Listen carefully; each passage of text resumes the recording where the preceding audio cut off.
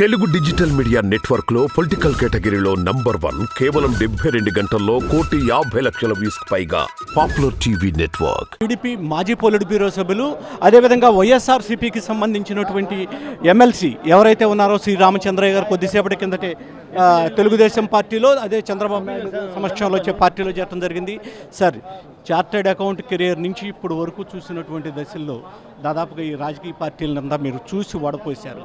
అసలు ఏ పార్టీని మనం నమ్మాలి అని చెప్పేసి నమ్మాలి ప్రజలు?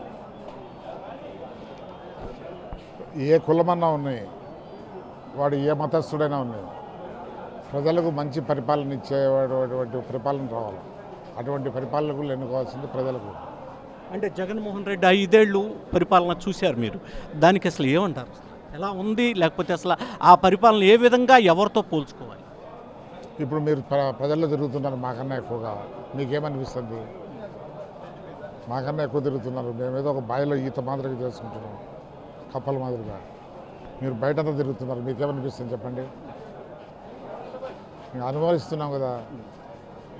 ఈ దినము ఒక బలహీనుడు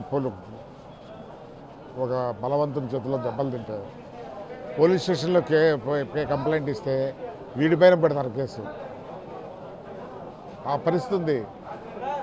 దానికి రికమెండేషన్ తీయాలంటే మళ్ళీ ఇంకొక రాక్షస్ దగ్గరికి పోవాలి. మరోసారి అసలు ఇటువంటి జగన్మోహన్ రెడ్డి లాంటి వాళ్ళు అధికారం చేపడితే రాష్ట్రం ఎట్లా ఉంటుందంటారు? గుణాదిలో రాళ్లతో కూడా లేచిపోతాయి. గుణాదిలో రాళ్లతో కూడా ఇప్పుడు సమాధులకు స్థలం ఉండకుండా ఇంటి పెద్దలు సమాధులకు కూడా స్థలం తీసి పెట్టాల్సిన అవసరం ఉంది.